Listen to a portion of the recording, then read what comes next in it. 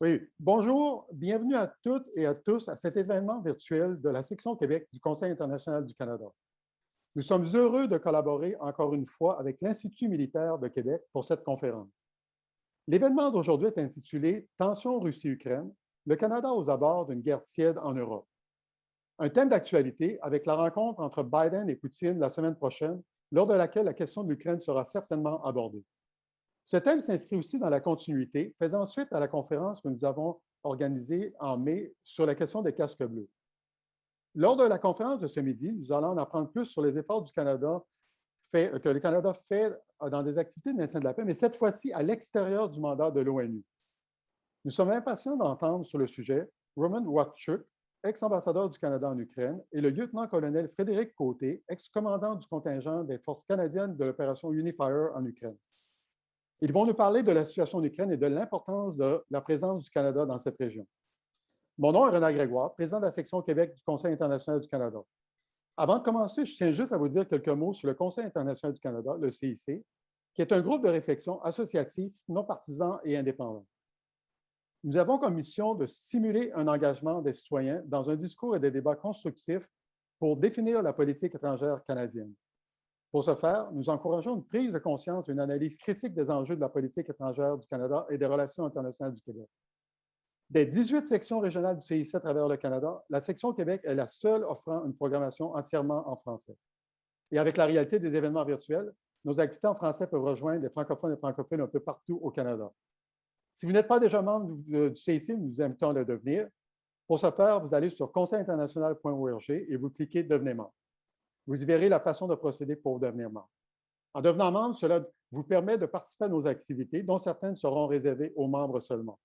Et c'est grâce à un membership fort qu'on pourra continuer à vous offrir des activités pertinentes.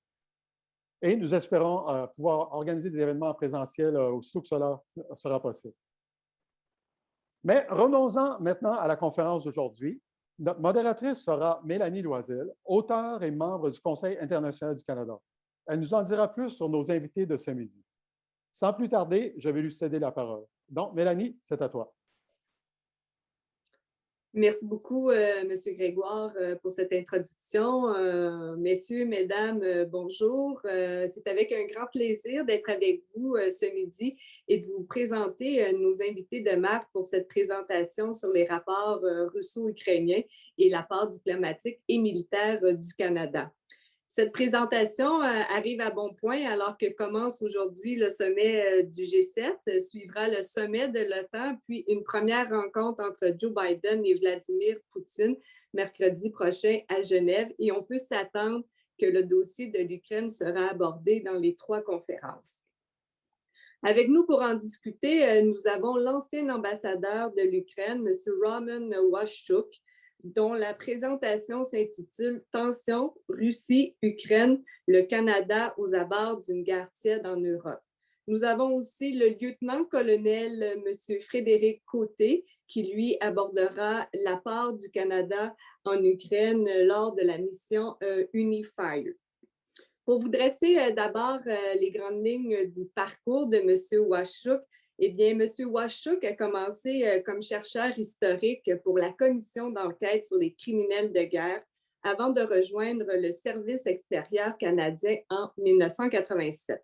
À Ottawa, il a travaillé sur divers enjeux, dont les affaires soviétiques, l'Europe centrale et orientale, les relations avec l'Union européenne, la planification des politiques et la programmation de stabilisation et reconstruction. Comme première mission à l'étranger, il a d'abord été affecté à Moscou, Kiev et Berlin, avant d'être nommé ambassadeur en Serbie, Monténégro et Macédoine du Nord de 2011 à 2014, puis ambassadeur en Ukraine de 2014 à 2019. M. Wachtchuk a remporté de nombreuses distinctions avant de prendre sa retraite en 2019 des affaires étrangères. Depuis cette année, il a rejoint le comité de surveillance de Promprilen Renovation, qui est en fait un projet de transformer une ancienne usine de l'Union soviétique en un lieu social et culturel dans l'ouest de l'Ukraine. Il est détenteur d'un baccalauréat et d'une maîtrise en histoire de l'Université de Toronto. C'est aussi un polyglotte. Il parle ukrainien, russe, serbe, allemand, français et anglais. Alors, de ce pas, je vous laisse la parole, M. Washuk. Merci, Madame Loisel. Moi, je vais tenter de partager ma présentation. Et alors, oui, c'est ça. Et j'espère que tout le monde voit cette présentation.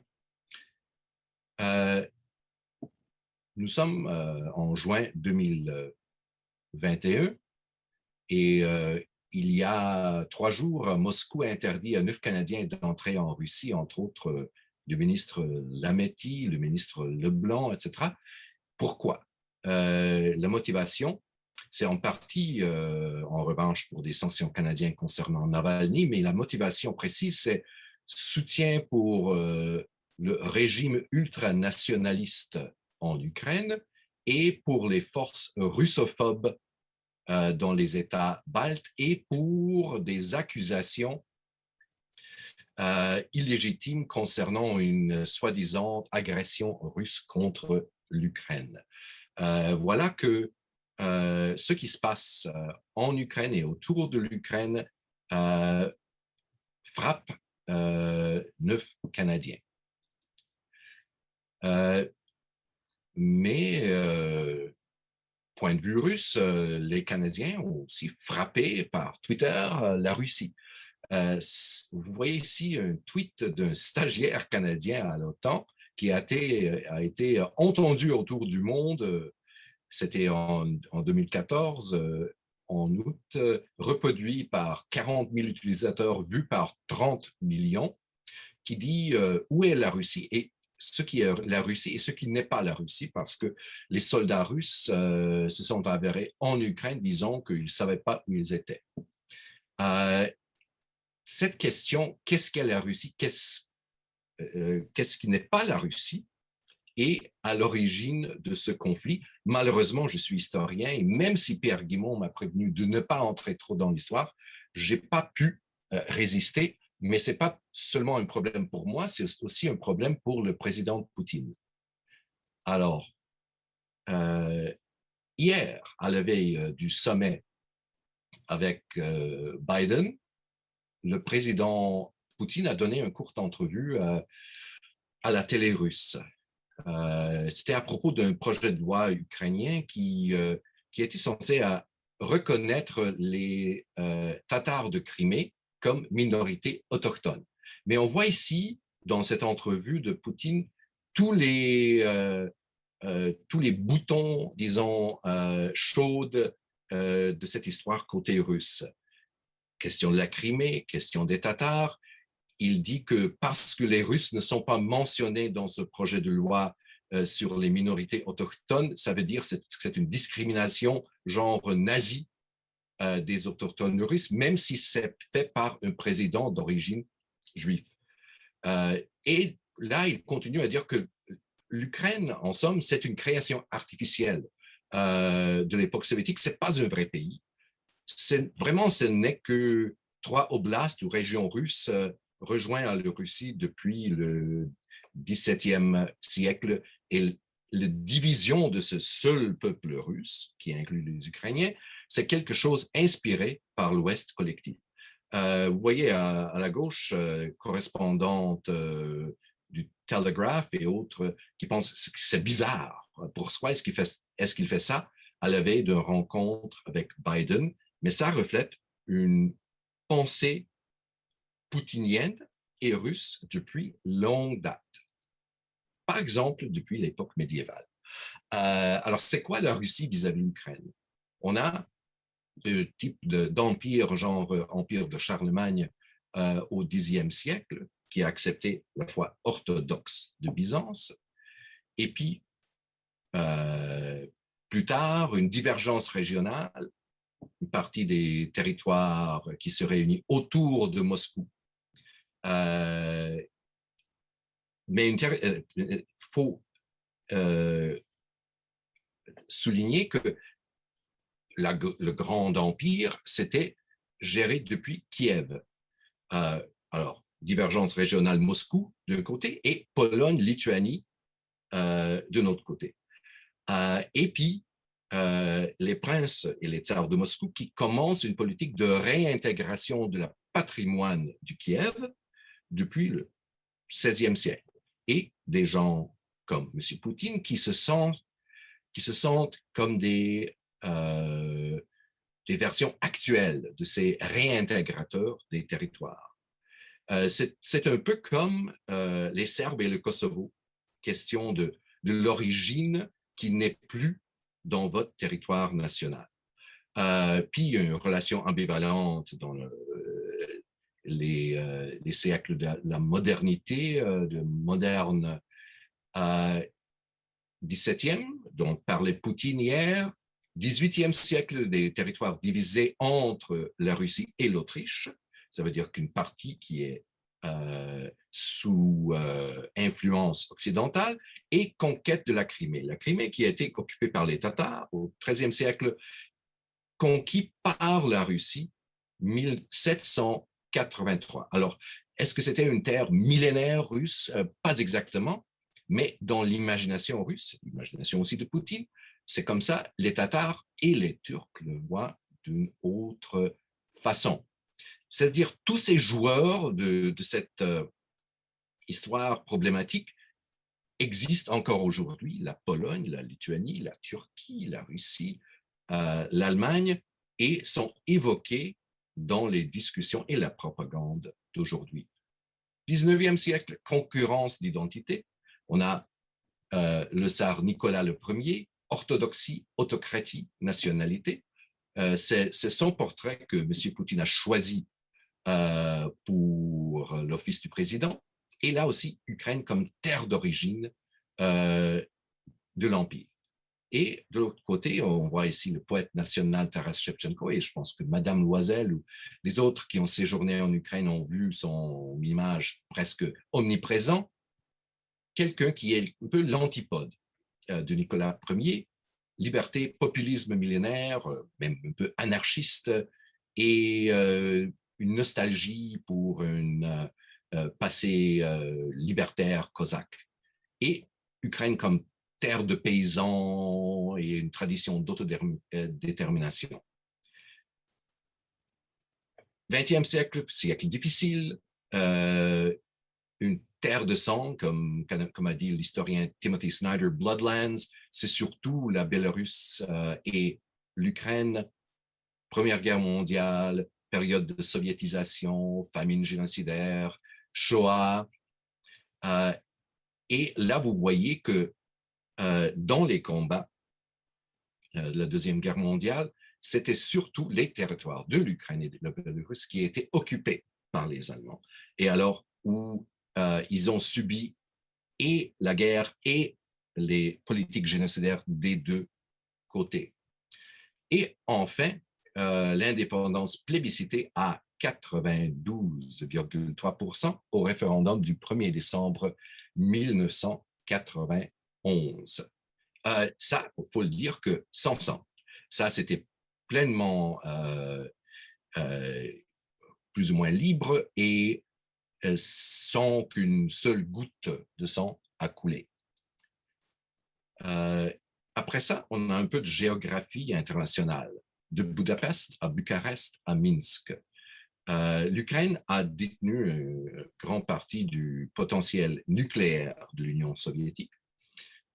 Et dans le mémorandum de Budapest de 1995, c'est dénucléarisé contre des assurances de sécurité des pouvoirs nucléaires, ce qui inclut la Russie, mais aussi la France, les États-Unis, la Grande-Bretagne. Mais c'était des assurances, c'était un mémorandum, ce n'était pas des garanties. Alors, les Russes, après, c'était un mémorandum intéressant, mais ça ne nous oblige pas. Après ça, une révolution en 2004, c'est-à-dire une mobilisation populaire contre un candidat pro-russe qui a truqué les élections. En fait, c'est le Canada qui avait la mission électorale la plus importante en décembre 2004, qui a renversé l'élection truquée. Et ce résultat a été perçu comme un danger mortel par Poutine, pour la Russie et le régime qu'il s'est mis à construire là-bas. On a en 2008 le sommet de l'OTAN, où les États-Unis voulaient, avec le soutien entre autres du Canada, l'adhésion de l'Ukraine et la Géorgie à l'OTAN. Poutine qui a dit aux alliés à Bucarest, l'Ukraine, ce n'est pas un vrai pays, vous ne voulez pas intégrer une telle chimère problématique dans votre alliance.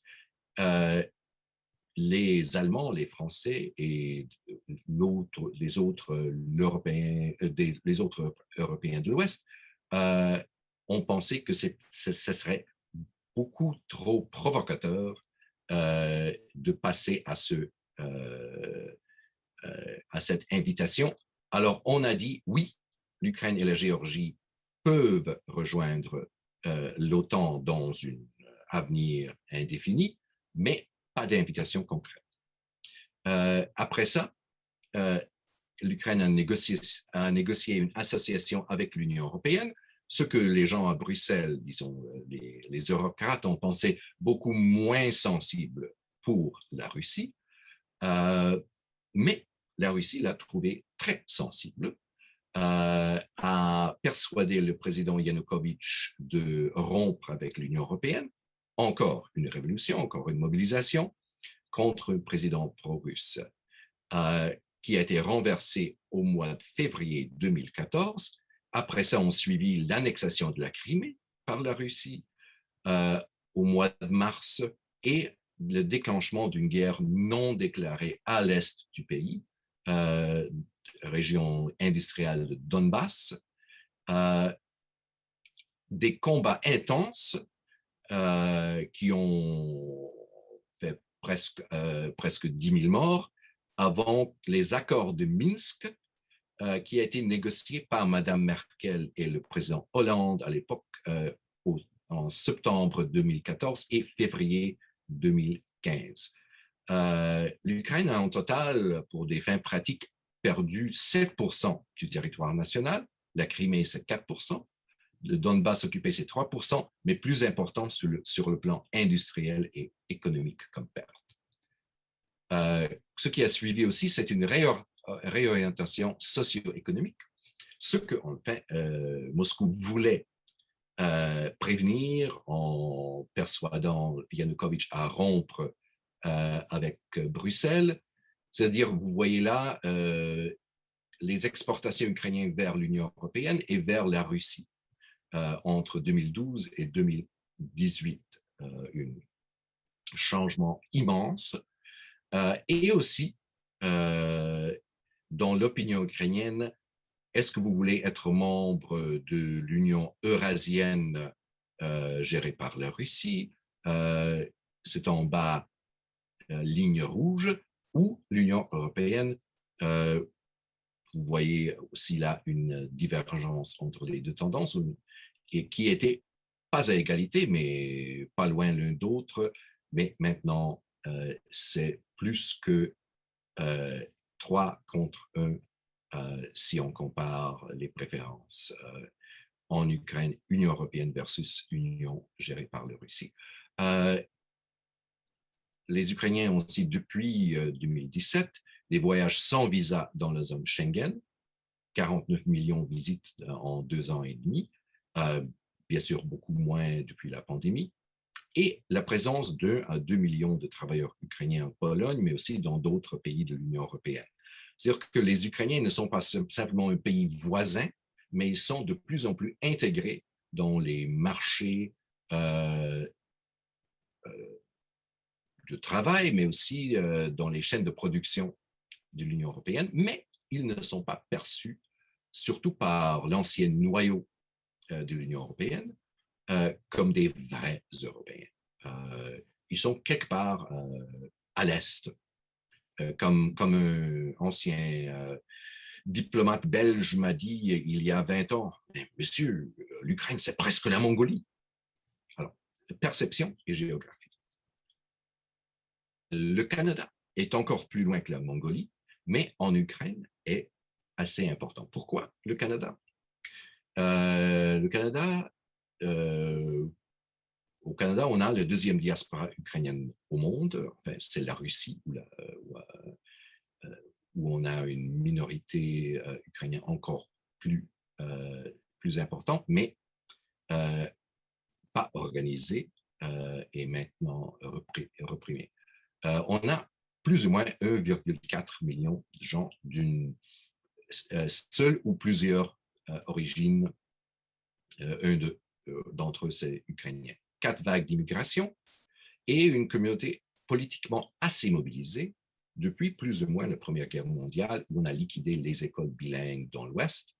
L'histoire des écoles francophones, c'est bien connu, mais aussi, il y avait autant d'élèves au Manitoba, par exemple, dans des écoles bilingues ukrainiennes en 1915 que francophones. Alors, une communauté qui s'organise, on a des églises, une vie associative, des caisses, alors une structure qui peut permettre le lobby à Ottawa. Et une forte tradition d'adhérence aux forces canadiennes, surtout dans la Deuxième Guerre mondiale. On voit ici à gauche le général Winnick, ancien commandant de l'armée canadienne d'origine ukrainienne, et le colonel Reeves, qui avait aussi un grand-père né en Ukraine, qui était remercié par les représentants de la communauté ici au Canada pour leur mission en Ukraine. À cause de toutes ces pressions et influences, le Canada, c'était le premier pays occidental à reconnaître l'indépendance de l'Ukraine le 2 décembre. C'était 3 semaines avant les États-Unis. Un programme assez étendu d'assistance et partenariat avec l'Ukraine, 800 millions en programme d'assistance, on parle beaucoup de ça. Ce qu'on mentionne moins, c'est que les Ukrainiens ont remboursé 400 millions de ça, c'était des prêts de stabilisation de 2014-2015. Et dans le secteur de sécurité, l'opération Unifier, dont on va entendre plus du lieutenant-colonel Côté, et la mission canadienne de police, notre seule mission bilatérale policière au monde. Dans le cadre des relations économiques, on a soutenu la réforme de la Banque nationale, un des plus je peux dire, une banque qui maintenant est transformée en banque crédible à l'échelle et nationale et internationale, un accord de libre-échange avec l'Ukraine qui fonctionne, qui n'était pas révolutionnaire dans nos échanges commerciaux, des programmes dans le droit de la personne, réforme judiciaire qui reste controverse et difficile, la voix des femmes, rôle des femmes, et comme on voit ici, notre ancien attaché militaire, le colonel Irwin, et son épouse qui travaillait pour l'Office de l'OTAN au Kyiv Pride, où le Canada a été un des souteneurs, et puis un Pride qui est un des plus importants dans l'Europe centrale et de l'Est.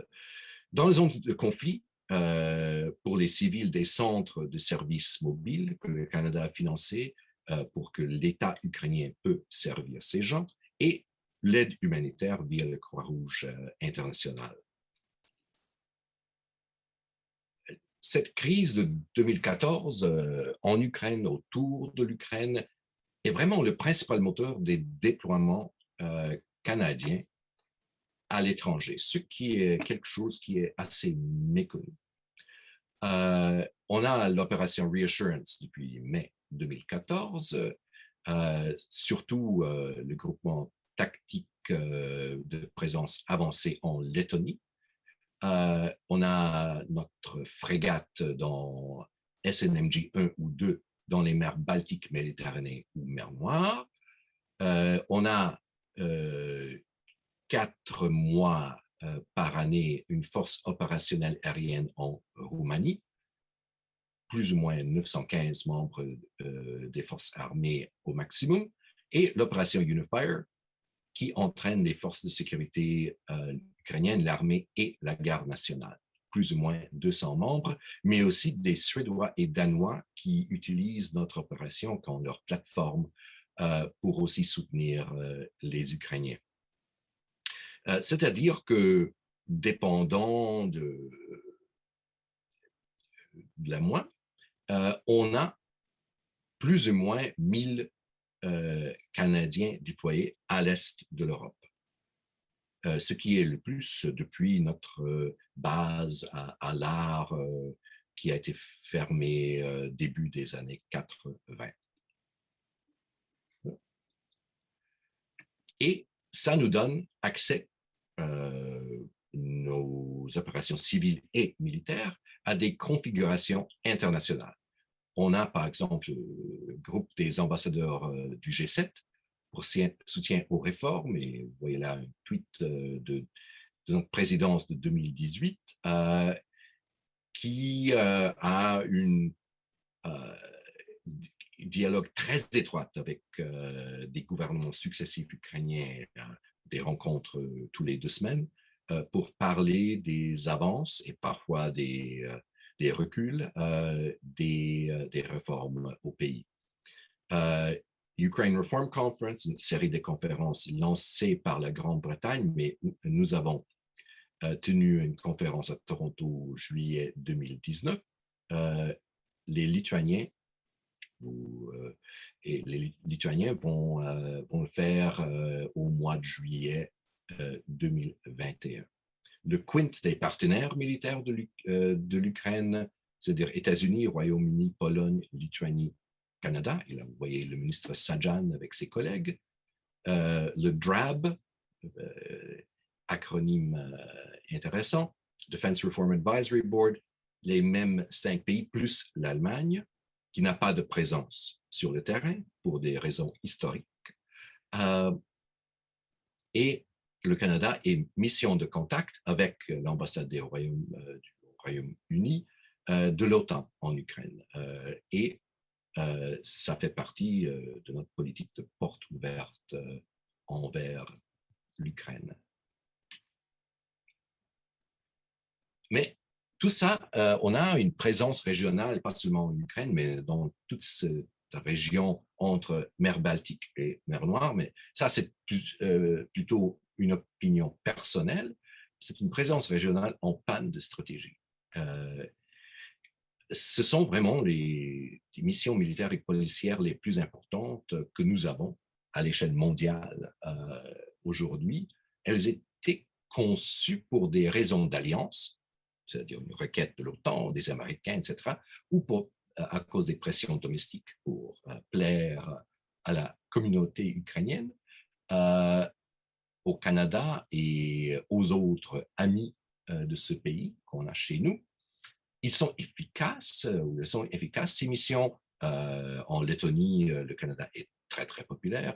Mon ami Kevin Rex est ambassadeur là-bas et c'est vraiment impressionnant. Même chose en Ukraine, où le Canada est normalement placé 2e, 3e dans les sympathies de l'opinion publique ukrainienne. Et comme l'a montré cette question de configuration internationale, joue un rôle important à Kiev, entre les dépendant de la situation, 3 et 5 pays les plus importants dans les consultations et les décisions en Ukraine. Alors, on a une situation, c'est l'inverse du dilemme traditionnel canadien. On dit qu'on a une volonté d'agir, mais manque de moyens. Ici, on a déployé les moyens, on fait des déclarations, mais il manque une stratégie entre affaires mondiales et défense nationale. Qu'est-ce que le Canada veut pour ce glacis oriental de la zone euro-atlantique? Ça, c'est un commentaire à long terme, mais à suivre à court terme. Le G7, comment les leaders vont évaluer les réformes en Ukraine, parce qu'ils vont évoquer ce groupe d'ambassadeurs de G7, c'est le seul pays où le G7 joue ce rôle, et comment ils vont formuler leur condamnation, leur deep concern concernant les actions de la Russie. L'OTAN, est-ce qu'on va avoir une cohérence transatlantique ou des divergences sous-jacentes envers la Russie? Et encore une fois, comment est-ce qu'on va formuler que la décision de Bucarest tient, mais qu'est-ce qu'on va faire avec cette fois-ci? Et Biden-Poutine, les Américains ont parlé de prévisibilité et stabilité. Les blindés et autres chars russes à gauche disent que Poutine a été prêt au mois d'avril, et probablement pas seulement au mois d'avril, d'être un peu imprévisible. Et est-ce que cette dominance d'escalade russe, dire volonté, de changer le statu quo si nécessaire, et on le voit sur le plan militaire, dans ces mouvements de troupes, mais aussi sur le plan verbal, comme l'entrevue d'hier de Poutine. Est-ce que cette escalade va prévaloir dans des discussions entre les deux présidents? Voilà, c'est tout ce que j'ai à dire pour le moment. Et pour des aspects plus pratiques, c'est le lieutenant-colonel Côté qui est responsable. Merci beaucoup, M. Wachuk, pour cette présentation fort intéressante de ce tour d'horizon à la fois historique et politique. Je vais maintenant passer la parole au lieutenant-colonel Frédéric Côté, mais avant tout, j'aimerais vous dresser un peu les grandes lignes de son parcours. Alors, le lieutenant-colonel Frédéric Côté s'est enrôlé dans les Forces armées canadiennes en 1996. À sa sortie du Collège militaire royal du Canada, il rejoint le 3e bataillon royal 22e régiment, au sein duquel il sert de commandant de peloton d'infanterie avec la compagnie parachutiste, puis de peloton de reconnaissance. Avec ce régiment, M. Côté a été déployé dans 2 missions d'importance, dont une en ex-Yougoslavie et une autre en Afghanistan. De retour au pays, après un séjour de 3 ans à titre d'instructeur des recrues des forces canadiennes, il rejoint le 2e bataillon royal 22e régiment et est déployé pour une seconde fois en Afghanistan. À son retour au Canada, il est promu au grade de major, puis suit le programme de commandement et d'état-major interarmées. Il est affecté par la suite au quartier général de la Défense nationale à Ottawa, où il occupe divers postes d'importance et stratégiques. En 2017,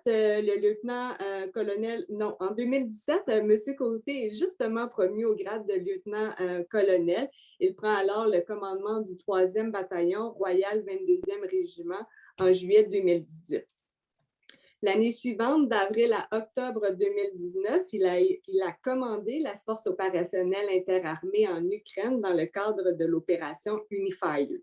Actuellement, M. Côté, qui a complété son mandat de commandement de bataillon à l'été 2020, il occupe diverses fonctions, dont celle de la force opérationnelle interarmée S. Le lieutenant-colonel Côté détient un baccalauréat en histoire, une maîtrise en études de la défense et une maîtrise en études sur la conduite de la guerre. J'aimerais aussi souligner aujourd'hui, avant sa présentation, la présence des 2 prochains commandants de la mission Unifier en Ukraine. Il y a d'abord le lieutenant-colonel Luc-Frédéric Gilbert, commandant du 5e régiment du génie de combat, qui commandera la mission de septembre 2021 à avril 2022. Puis, ce sera au tour du lieutenant-colonel Michael Morin, commandant désigné du 5e régiment d'artillerie légère au Canada, qui commandera la mission d'avril à septembre 2022. Alors, lieutenant-colonel Côté, à vous la parole. Merci beaucoup. Donc, à mon tour d'essayer un partage d'écran. Donc, toujours un peu hasardeux. Vous voyez la diapo? On la voit bien.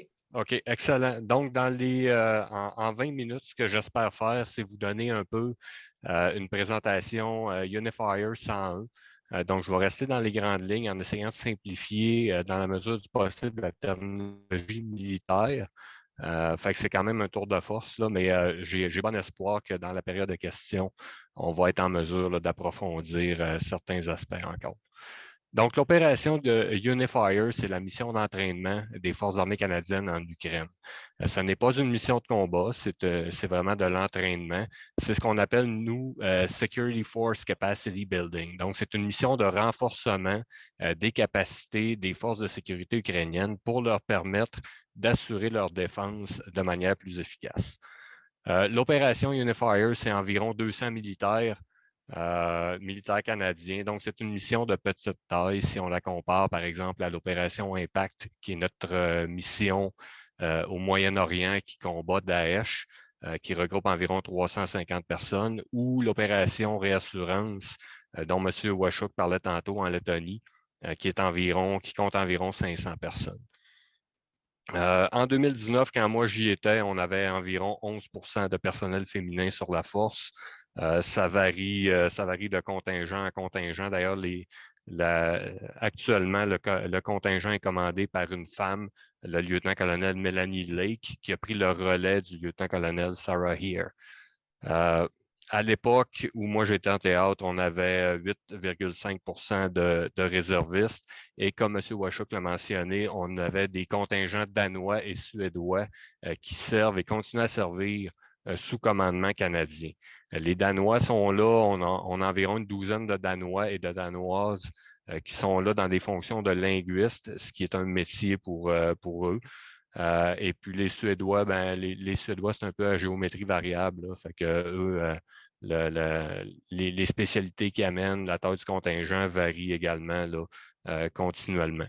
Mais cette particularité-là amène une dynamique intéressante en ce que le commandant canadien doit tenir compte des restrictions d'emploi de ces deux contingents-là.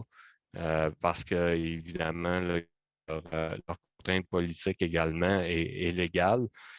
Et ça complique également, ou en fait, c'est un enjeu au niveau de l'intégration de ces éléments-là dans la culture, pour former un groupe cohésif. Là. Puis c'est d'autant plus vrai quand le groupe qui est sur le terrain, c'est un groupe francophone comme nous, on l'était.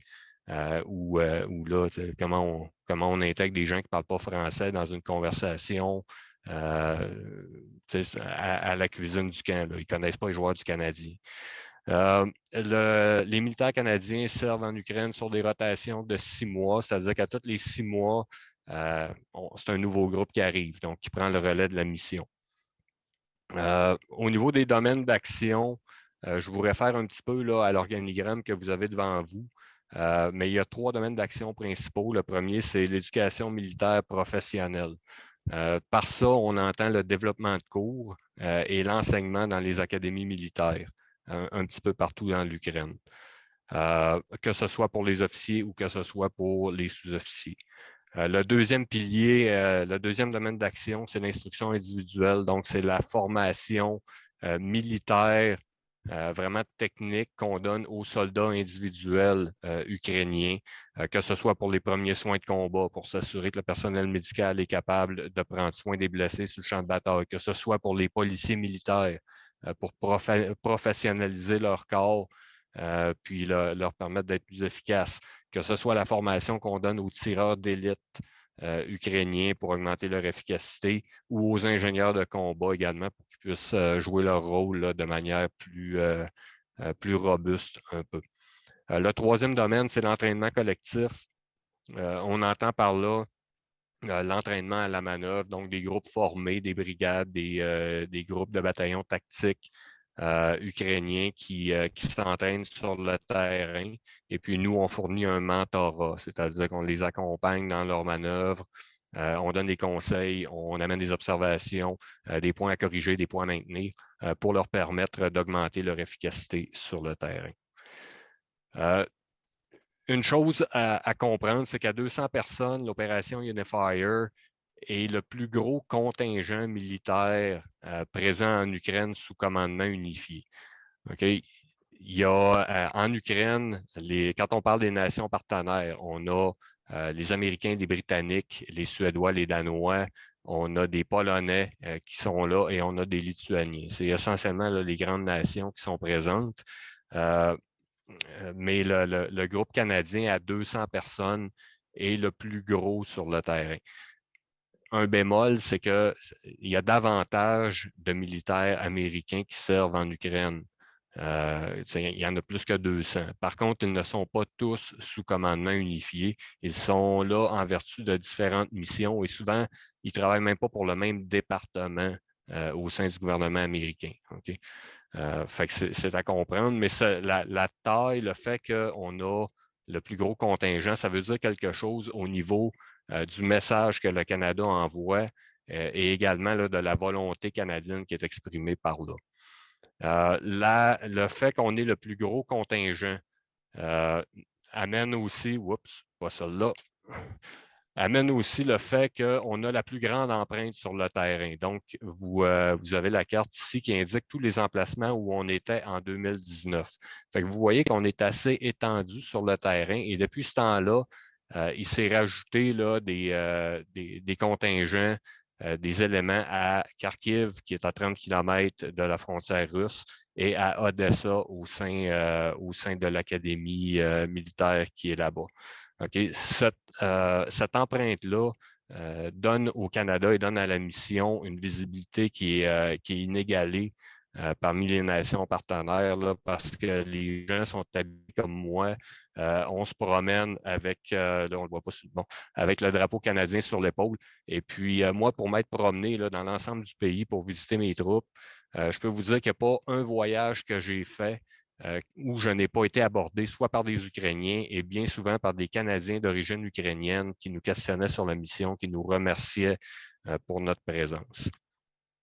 L'opération Unifier est également parmi les missions partenaires, celle qui a le champ d'action le plus diversifié. J'en ai parlé tantôt, on fait de l'enseignement, on fait du mentorat sur le terrain, on fait de la révision de doctrine. Okay? Fait que tout ça mis ensemble nous donne une compréhension qui est beaucoup plus globale de la dynamique des forces de sécurité ukrainiennes comparativement par exemple, à mon homologue américain qui, lui, était uniquement basé là, à Staricci et faisait uniquement du mentorat pour les manœuvres collectives. Donc, des fois, on avait des discussions, on disait « Ouais, mais je ne comprends pas pourquoi ils agissent comme ça. » Moi, je peux te le dire, c'est parce que leur doctrine dit telle chose et on leur enseigne de telle manière. Okay? Et donc, ça amène une influence un petit peu plus forte là, pour le commandant canadien quand il est en théâtre. Au niveau de l'historique de la mission, vous l'avez un petit peu en bas à gauche de la diapositive. Donc, le Canada est là, comme M. Washuk l'a mentionné, à la demande de l'Ukraine suite aux événements en Crimée et dans l'est du pays. Donc, les premières troupes, le premier contingent débarque à l'automne 2015. Et à ce moment-là, les Canadiens sont uniquement concentrés à Staricci et à Kamianets-Podilsky. À Staricci, on fait uniquement du mentorat axé sur la manœuvre. Donc, c'est juste là qu'on est. Et puis, à Kamianets-Podilsky, c'est les ingénieurs de combat qui sont là et qui donnent de l'entraînement lié principalement aux dispositifs explosifs improvisés et au déminage. Très rapidement, les commandants canadiens, en fait, l'ensemble du contingent fait deux constats. Le premier constat, c'est que le travail qu'on fait ne produit pas d'effet durable. L'armée ukrainienne est une armée avec une forte composante de conscrits, donc les gens servent de façon très temporaire, viennent à Staricci, reçoivent l'entraînement donné par les nations partenaires, vont servir dans l'est du pays et quittent. Okay? Quittent la vie militaire.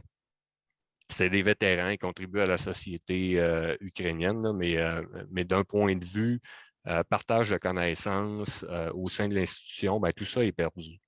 Le deuxième constat, c'est que les Ukrainiens, au niveau tactique, ont de la difficulté à appliquer de façon optimale les concepts qu'on leur enseigne. Parce que nous, on a une vision tactique qui est très, très décentralisée et qui donne énormément de responsabilités dans les grades inférieurs, notamment aux sous-officiers. Le Canada, en passant, les Forces armées canadiennes ont probablement le corps de sous-officiers le plus solide parmi toutes les nations occidentales, si ce n'est pas dans le monde, là. Fait que nos sergents, nos adjudants sont exceptionnels, ils ont une formation très poussée et on leur demande, on s'attend, pas juste qu'on leur permet, mais on s'attend qu'ils vont faire preuve d'initiative sur le terrain. Ce qui n'est pas nécessairement le cas, en fait, ce qui n'est pas du tout le cas du sous-officier moyen là, au sein des forces armées ukrainiennes. On lui demande à l'entraînement de faire preuve d'initiative, mais quand il s'en va servir dans l'est du pays en opération, ses supérieurs ne le laissent pas user de son initiative. Donc, rapidement, la réponse qui est apportée par la force canadienne, c'est de dire, bon, ben, si les effets ne sont pas durables, si les sous-officiers n'ont pas l'entraînement requis pour jouer leur rôle, on va aller s'impliquer dans l'instruction, on va aller s'impliquer dans la doctrine. Et c'est comme ça que, de rotation en rotation, la mission a pris de l'expansion, a quitté Starichy. On est encore à Starichy, là, mais c'est répandu un petit peu partout dans l'Ukraine. La mission, le gouvernement canadien l'a reconduit 2 fois, puis c'est toujours des mandats de 3 ans. Donc, à tous les 3 ans, le gouvernement canadien doit redonner un mandat aux Forces armées canadiennes pour que la mission continue. Le mandat actuel, ça termine en 2022 et je serais très surpris qu'il ne soit pas renouvelé. Je pense que je peux arrêter mon partage d'écran et tout simplement revenir. Ça ne marche plus. Pas grave, allons-y quand même. 3 éléments que je tiens à souligner pour vous faire bien comprendre le contexte dans lequel l'opération évolue. La première, c'est la dynamique des objectifs stratégiques. Donc, les objectifs stratégiques en Ukraine sont à 2 volets. Le premier, c'est l'objectif de renforcement des capacités, qui est d'amener les Ukrainiens à se battre mieux, là, finalement. Puis c'est l'objectif qui est orienté vers le conflit actuel dans l'est du pays. Fait que c'est en vertu de cet objectif-là qu'on fait du mentorat, qu'on entraîne les tireurs d'élite, qu'on entraîne les ingénieurs et ainsi de suite. C'est un objectif stratégique qui est aligné sur le besoin du moment. Le deuxième volet de l'objectif stratégique, c'est l'accession à l'OTAN. M. Washuk en a parlé, l'Ukraine veut être membre de l'OTAN. Et d'un point de vue militaire, ça passe par l'interopérabilité, la capacité des forces de sécurité ukrainiennes d'opérer de concert avec les nations de l'OTAN. Okay, de se parler, d'avoir une doctrine qui se rejoint d'une certaine manière, là, être capable d'opérer de concert. Et cet objectif-là, d'un point de vue militaire, vient appuyer l'objectif politique d'accession à l'OTAN. Et puis, je suis obligé d'admettre, là, j'observe une certaine tension entre les 2 objectifs qui complique un petit peu le travail de la force sur le terrain. Le deuxième élément dont je veux parler, c'est l'aspect commandement et contrôle de la mission. L'opération Unifier n'est pas une mission de l'OTAN. Puis toutes les nations qui sont là, qui sont en Ukraine, que ce soit les Américains, les Britanniques, les Polonais, les Lituaniens, les Danois, bon, tous ces contingents-là sont présents en Ukraine en vertu d'ententes bilatérales entre leur gouvernement et le gouvernement de l'Ukraine. Okay? Fait qu'il n'y a pas de commandement unifié. Ça amène différents enjeux, différents défis sur le terrain. Le premier étant la conciliation des directives et des agendas nationaux.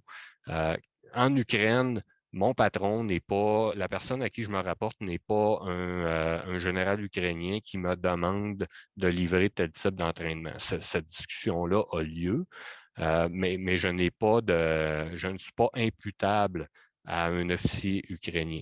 Je ne suis pas non plus imputable à un commandant, qu'il soit américain, britannique, canadien ou quoi que ce soit, qui chapeauterait l'ensemble de l'effort d'entraînement multinational. Ça n'existe pas. Mon patron, il est à Ottawa, c'est le commandant du commandement des opérations interarmées du Canada, qui à l'époque était le lieutenant-général Mike Rouleau. Et puis lui, il n'y a pas juste l'Ukraine à s'occuper, il s'occupe de l'opération Impact au Moyen-Orient, il s'occupe de l'opération Réassurance en Lettonie, il s'occupe des missions qu'on a en Afrique, de tous les bateaux qu'on a déployés en opération, et ainsi de suite. Puis, je suis un peu censé faire ce qu'il me dit. Puis c'est bien la même chose là, pour mes homologues des autres pays. L'autre défi que ça amène, c'est la nécessité de concilier les modèles nationaux des différents contingents militaires. Je l'ai dit, on est là sur des rotations de 6 mois. Les Américains sont là sur des rotations de 9 mois. Les Britanniques ont un contingent permanent d'une douzaine de personnes et de temps en temps envoient 150, 200 instructeurs qui sont là pour une durée d'environ 1 mois et qui repartent après. Okay? Fait que toutes les nations ont des contraintes particulières, ont un mode d'opération particulier. Et puis, si on veut fournir une assistance qui est cohérente à l'Ukraine, on n'a pas le choix de se parler. Et cette synchronisation-là s'opère uniquement là, à coup de poignée. Ça fonctionne parce que tout le monde s'entend, parce que tout le monde met de l'eau dans son vin et c'est parce qu'on se parle. Donc, c'est une particularité. Le troisième élément, le troisième et dernier élément que je veux souligner, c'est la valeur de l'opération Unifier. La valeur, je la vois divisée en deux. Il y a la valeur réelle et la valeur réputationnelle. La valeur réelle, on aime penser que l'entraînement qu'on livre, les efforts qu'on fait font une différence. Les Ukrainiens sont assez polis pour nous dire que oui. Plusieurs Ukrainiens, de façon anecdotique, approchent nos membres et disent j'arrive du conflit dans l'Est, merci beaucoup, vous m'avez sauvé la vie, j'ai appliqué ce que vous m'avez montré. C'est très bien, on aime penser là, que on les aide à progresser dans leurs compétences techniques, tactiques et ainsi de suite. Le deuxième aspect, c'est la valeur réputationnelle. L'ambassadeur Washchuk avait coutume de dire là, à l'époque que l'opération Unifier était était l'élément réputationnel le plus important du Canada en Ukraine.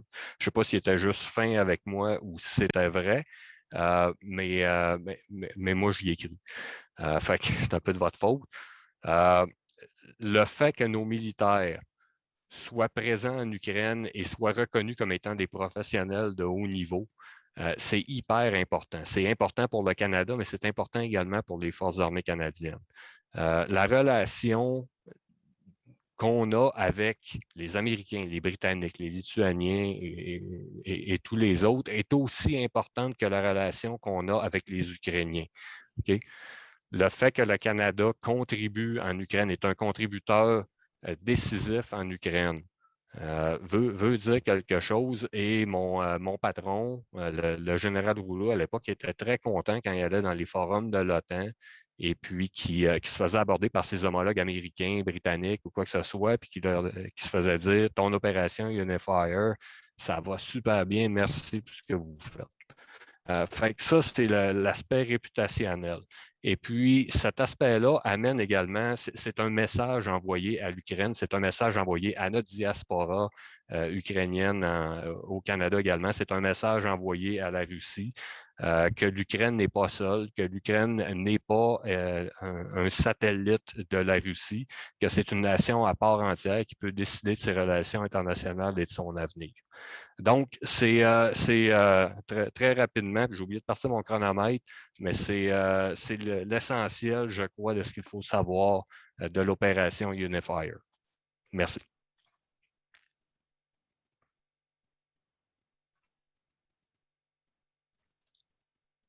Merci beaucoup, lieutenant-colonel Côté. Il reste très peu de temps pour la période de questions. Alors, avant de terminer, moi, j'en aurais peut-être une, là, alors qu'il y a beaucoup de sommets qui s'en viennent au cours des prochains jours. Peut-être que c'est M. Washchuk qui pourrait répondre à ça.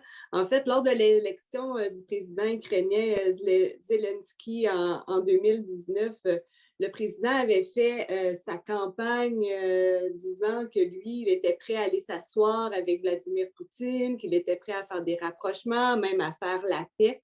Comment, au cours des 2-3 dernières années, là, sa politique de rapprochement a évolué en vue là, d'avoir plus d'appui là, au cours des prochains jours là, des pays occidentaux et aussi ceux qui sont membres de l'OTAN, de l'Union européenne et autres, comment ils pourraient avoir des gains ou d'autant plus d'appui lors de ces sommets-là? Avant d'y aller, j'aimerais juste préciser qu'on va poursuivre quand même la période des questions jusqu'à 1h15 au moins, parce que c'est un sujet super intéressant. Fait qu'on va donner un peu plus de temps pour la période des questions. OK, vous pouvez aller de l'avant. Ouais. Voilà. Oui, il y a une évolution que la plupart des présidents ukrainiens font. Il y avait le président Kuchma qui a été élu en 94, qui a russophone de l'Ukraine centrale, qui a, après sa présidence, écrit un livre qui s'appelait « L'Ukraine, c'est pas la Russie ». C'est-à-dire que la manque d'acceptation d'une existence autonome pour l'Ukraine côté russe pousse les présidents ukrainiens à des positions plus pro-occidentaux qu'ils ne l'avaient au début de leur mandat. Zelensky disait, moi, je ne suis pas Poroshenko, il est trop militariste, moi, je suis prêt à s'asseoir avec Poutine pour faire de la paix. Mais Poutine, lui, n'était pas prêt à s'asseoir avec Zelensky sans précondition pour en parler, pour des raisons tactiques, mais aussi parce qu'il ne le prend pas au sérieux comme partenaire. Quand on parle, on avait un programme de dialogue track 2, track 1.5 entre Ukraine, Russie, pays voisins, et ce que les médiateurs nous disaient que quand ils étaient à Moscou, il dit, là, les gens autour du Kremlin attendent simplement l'implosion de ce projet illégitime ukrainien. Et ça complique énormément un dialogue si on n'est pas pris comme, même pas comme partenaire égal, parce que là, évidemment, il y a une inégalité de ressources et de potentiel entre la Russie et l'Ukraine, mais comme partenaire légitime du tout. Et c'est ça que Zelensky, en effet, amateur politique russophone, d'origine juive, de l'Ukraine centrale, qui avait une carrière aussi dans la Russie comme comédien, là, il a découvert que, comme président de l'Ukraine, ces offres de dialogue ne fonctionnent plus. Je pense que lui, il pense qu'avec plus de soutien occidental, que la Russie pourrait être persuadée à parler. Mais pour ça, il faut avoir des signaux plus aigus côté occidental, et je ne sais pas si on va les voir dans la semaine à venir. Bon, je veux dire, avant toute chose, c'était très intéressant la réponse. J'aurais beaucoup de questions à vous poser, mais je préférerais que les gens qui participent à cette rencontre-là puissent poser leurs questions. Alors, en voici une. Pour le lieutenant-colonel Côté, si c'est possible. Est-ce que les militaires occidentaux déployés en Ukraine ont le sentiment d'être des éléments déclencheurs, entre guillemets, qui forcent la Russie à ne pas intervenir davantage en Ukraine au risque de provoquer des réactions plus fortes de l'OTAN? Je dirais que c'est une préoccupation qui est beaucoup trop stratégique, beaucoup trop politique pour le militaire moyen. Même moi, comme commandant de la force, évidemment, on en tient compte. Ce qu'on recherche là, d'un point de vue efficacité militaire, c'est à la fois le progrès, parce qu'on a toujours nos mesures d'efficacité sur le terrain, ça fait que c'est l'atteinte des mesures d'efficacité. D'un autre point de vue, On doit maintenir le moral de notre personnel, donc s'assurer que les gens ont un sentiment d'accomplissement. Et puis, ça prend toujours cette perception-là de progrès tranquillement, pas vite. Là. Mais je dirais qu'au jour le jour, l'idée que la Russie ne vient pas en Ukraine à cause des soldats canadiens, on n'y pense pas nécessairement. Merci. J'invite encore les gens là, à faire part de leurs questions, soit dans le clavardage ou encore dans la section questions-réponses. Alors, en voici une qui vient tout juste de rentrer de Tim Red. Bien, sa question est par rapport à la stratégie politique de ressources humaines du Canada dans cette matière. Les seuls Canadiens envoyés en Ukraine qui ont risqué leur vie sur la ligne de front sont les moniteurs de l'OSCE et quelques observateurs électoraux, payés une fraction de ce que gagnent les diplomates militaires et policiers. Vous ne les aviez même pas mentionnés. Pourquoi le gouvernement les traite de cette façon et pourquoi il n'envoie pas les militaires, diplomates et policiers dans les missions de l'OSCE comme font d'autres pays pour apprécier là, le conflit directement? Voilà. OK. C'est ma faute à moi. Je n'ai pas parlé de la mission spéciale de l'OSCE. J'ai quand même trop parlé.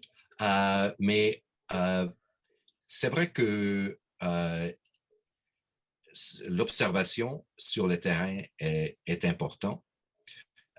Il devient de plus en plus difficile parce que le côté des soi-disant républiques populaires du Donbass bloque beaucoup des activités des moniteurs de ce côté et même les efforts en partie avec technologie canadienne du monitoring aérien aussi est bloqué.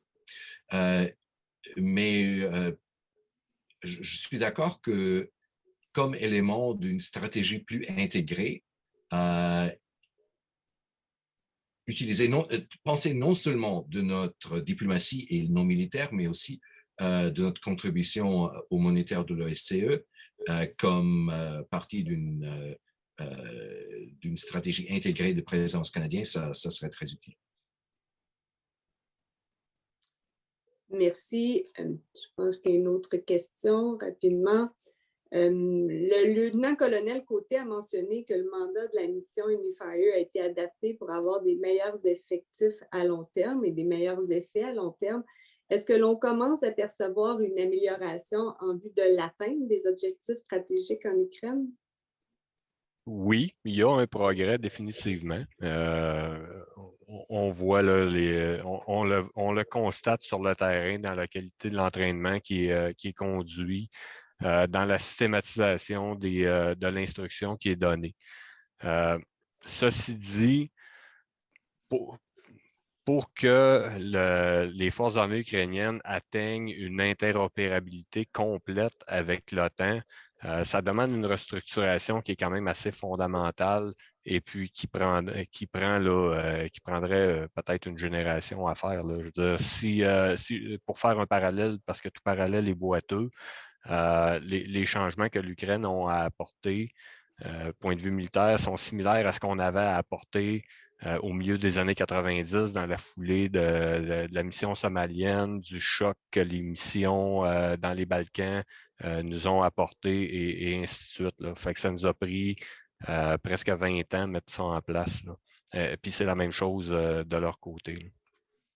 Si je peux ajouter, j'ai vu il y a quelques semaines que la commandante actuelle, lieutenant-colonel Melanie Lake, a tenu une conférence pour le chef de l'état-major ukrainien, le général Konchak.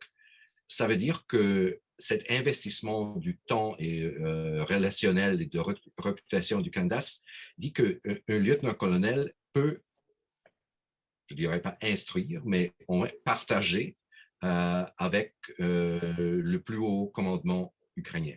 Et ça indique pour moi cette relation de confiance mutuelle qu'on a construit à cause des efforts de toutes les rotations de Unifier. Il y a une autre question pour vous, lieutenant-colonel. Vous avez mentionné qu'il n'y a plus de consultation entre les différentes forces militaires déployées en Ukraine. L'intelligence des forces russes sont sans doute au courant, entre guillemets, de cette faiblesse. Alors, est-il possible que ça n'ait que peu d'influence sur la Russie? Je ne crois pas, parce que la Russie et tout ce qu'il y a à peu près de groupes pro-russes font des actions hostiles à notre endroit. Là. Fait qu'il y a de la désinformation. Je ne repartagerai pas mon écran, mais une des diapositives que j'ai montrées brièvement, là, qui n'était pas la bonne, que je voulais montrer, est un exemple de désinformation. Le commandant américain du contingent américain, quand moi j'étais là-bas, a été la cible d'une campagne de désinformation. Quelqu'un qui a fait un faux blog à son nom où il bâchait littéralement là, les forces de sécurité ukrainiennes. Donc, il y a des réactions. Notre présence suscite des réactions de la part des groupes pro-russes et de la Russie. Parfait. Une question maintenant qui est dirigée vers M. Washchuk.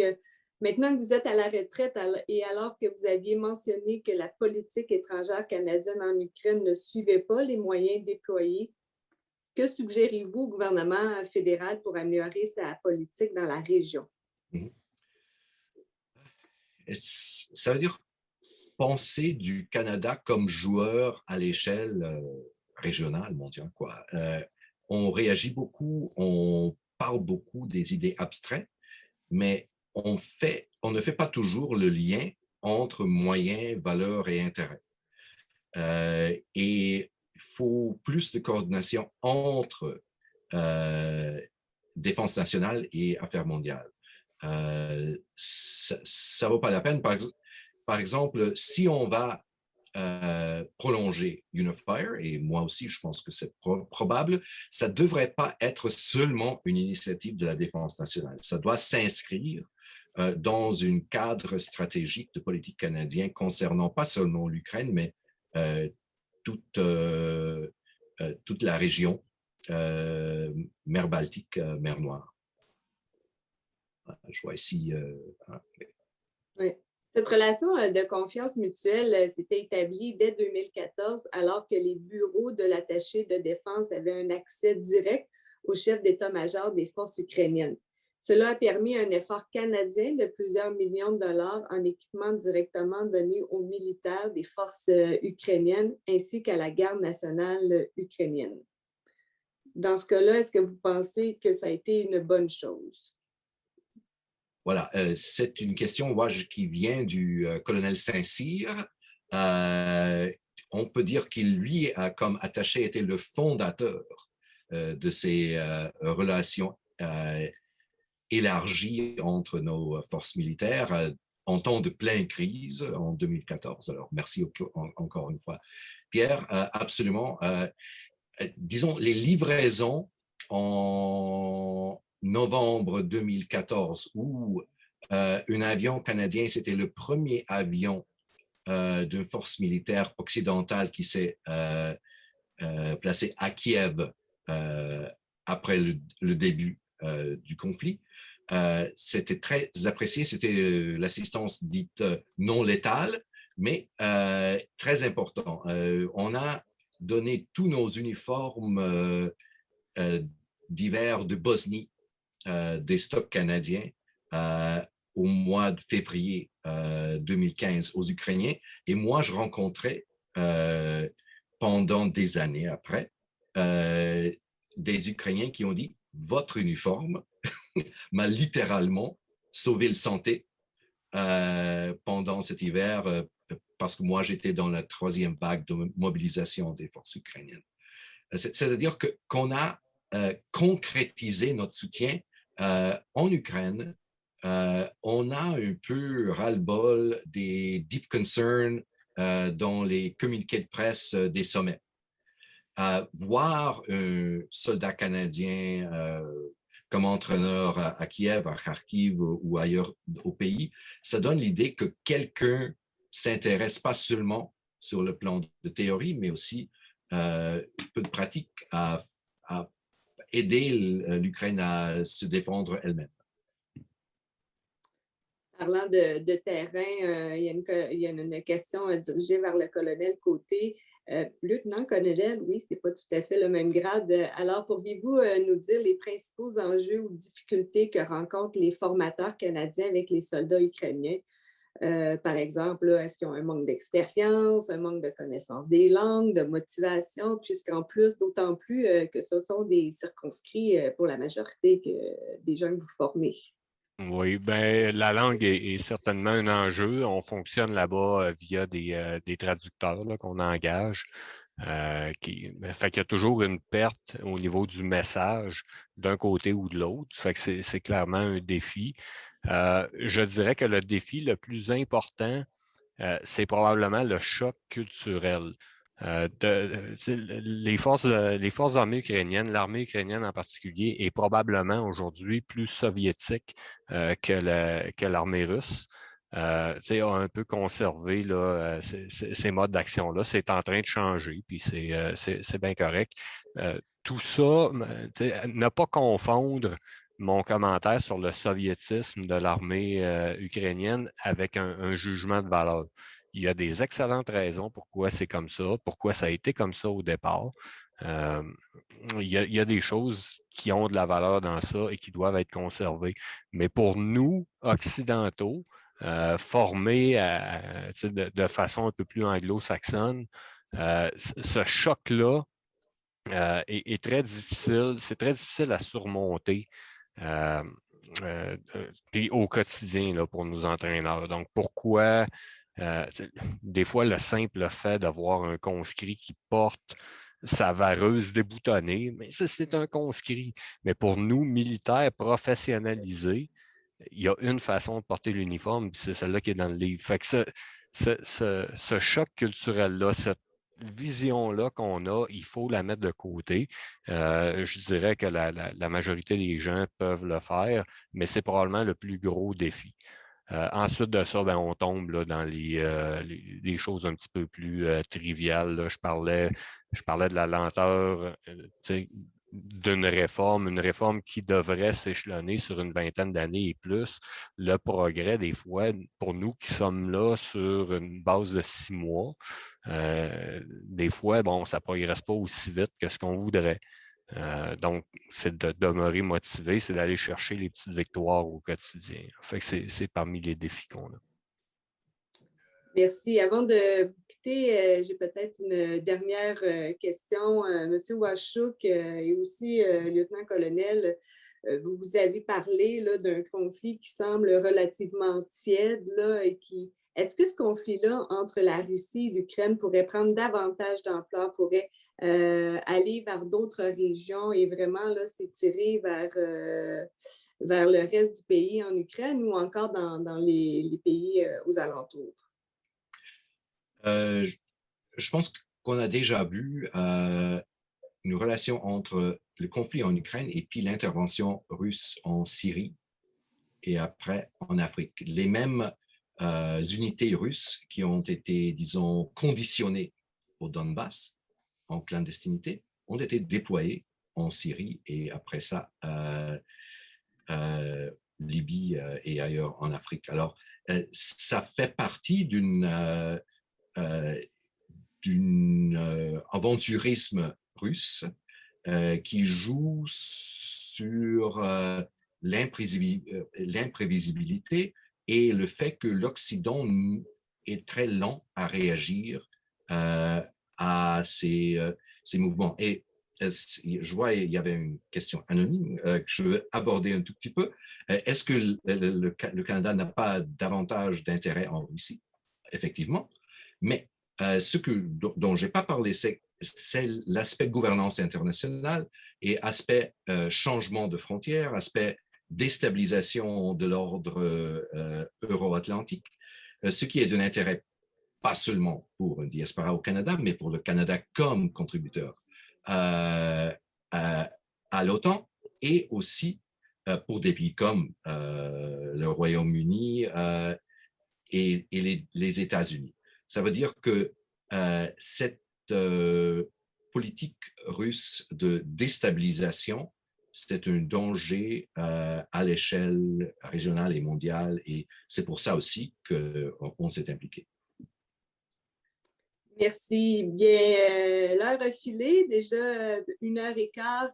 Avant de vous laisser, j'aimerais d'abord vous remercier les deux conférenciers, M. Roman Washchuk, qui est l'ancien ambassadeur du Canada en Ukraine, de même que le lieutenant Frédéric Côté, qui a commandé les forces canadiennes lors de l'opération ou du commandement Unifier en Ukraine. Merci beaucoup pour votre présence, vos présentations aujourd'hui. Au nom de l'Institut militaire, ça nous a fait un grand plaisir de collaborer avec les organisateurs du Conseil international du Canada sur ce thème qui est très d'actualité. De voir l'ambassadeur Washchuk et le colonel Côté côte à côte en train de discuter des rapports russo-ukrainiens occidentaux, voilà une belle preuve de l'effort pan-gouvernemental qui nous guide constamment et de plus en plus et de mieux en mieux. Alors, encore une fois, un grand merci et félicitations aux conférenciers pour ces propos très éclairants et merci à toutes et à tous de prendre du temps de votre horaire très chargé pour partager ce beau moment. Merci à tous encore et merci à l'Institut militaire de Québec pour votre collaboration. Merci Roman et Frédéric. Merci beaucoup, au revoir. Merci.